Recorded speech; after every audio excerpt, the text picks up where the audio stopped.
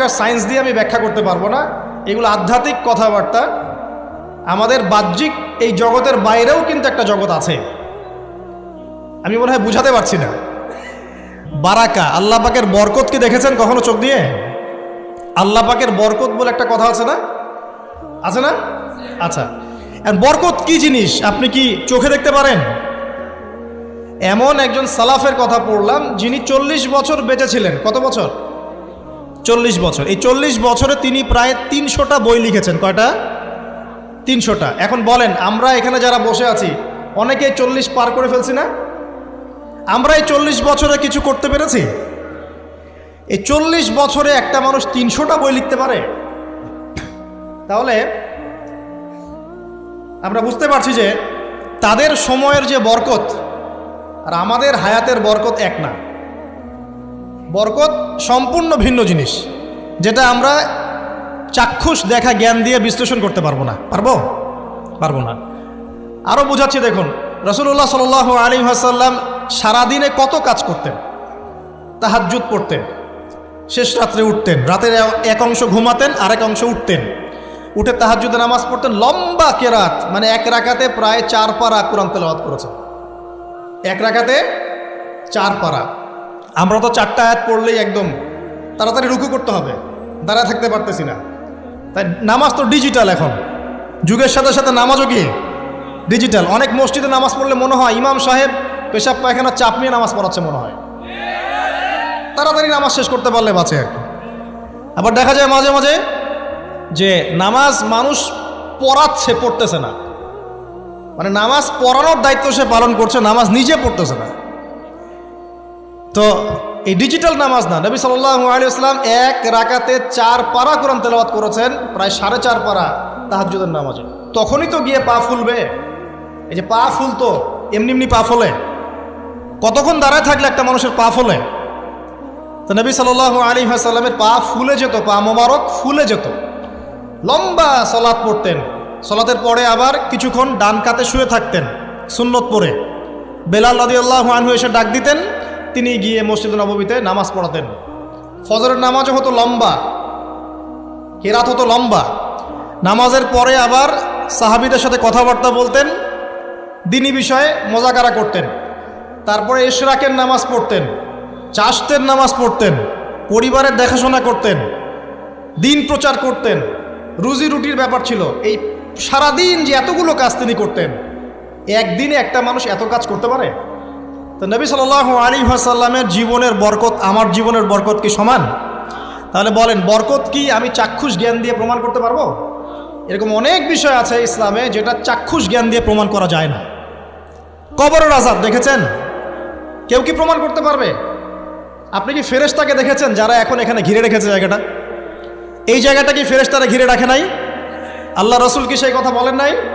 কিন্তু আমরা কি প্রমাণ করতে পারবো এখন? আপনি চাক্ষুষ জ্ঞান দিয়ে পারবেন না।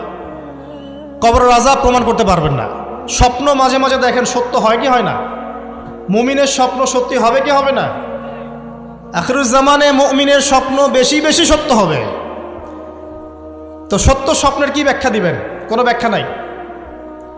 আপনি কি জান্নাত জাহান্নাম দেখেছেন?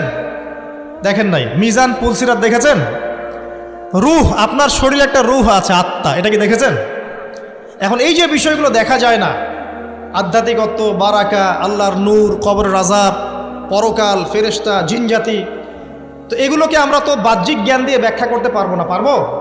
তাই বলে কি এগুলোর অস্তিত্ব নাই? বলেন, এগুলোর অস্তিত্ব আছে কি নাই? যদি এগুলোর অস্তিত্ব কেউ বিজ্ঞান দিয়ে প্রমাণ করতে চায় পারবে? যুক্তি দিয়ে প্রমাণ করতে চাইলে পারবে? কোনো দর্শন দিয়ে প্রমাণ করতে চাইলে পারবে? পারবে না। তাহলে এখানে একটা বিষয় হচ্ছে, আল্লাহর পক্ষ থেকে যা নাজিল হয়েছে চোখ বন্ধ করে বিশ্বাস করতে হবে। এখন এই চোখ বন্ধ করে বিশ্বাস করলে পরে মানুষ আপনাকে বলবে ধর্মান্ধ। কি বলবে? এবং ইসলামের এই মৌলিক বিষয়গুলোকে যদি আপনি চোখ বন্ধ করে মেনে চলেন, এখনকার বিশ্বের মানুষ আপনাকে বলবে আপনি মৌলবাদী। এখন আপনি বলেন, ইসলামের মৌলিক বিষয়গুলোকে মেনে না চললে কি কেউ মুসলিম হতে পারবে কি না? পারবে? তাহলে পরিপূর্ণ মুসলিম হতে হলে আমাকে মৌলবাদী হতে হচ্ছে কি না? আমি এটা দিয়ে কি বুঝাচ্ছি? বুঝাচ্ছি আল্লাহ পাকের নাজিল করা প্রতিটা বিষয়কে চোখ বন্ধ করে মানতে হবে। কিছু বিষয় আমার বুঝে আসবে, কিছু বিষয় আমার বুঝে নাও আসতে পারে। এখন যতগুলো বিষয় বললাম একটাও কি ব্যাখ্যা করতে পারবেন? কিন্তু এগুলো আপনাকে মানতেই হচ্ছে, কারণ আপনি মুসলিম।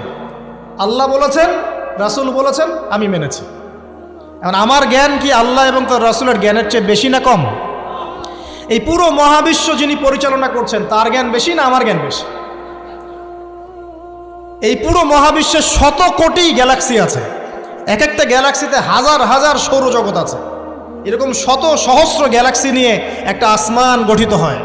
এরকম 7টা মহাদেশ আছে, সাতটা মহাবিশ্ব আছে।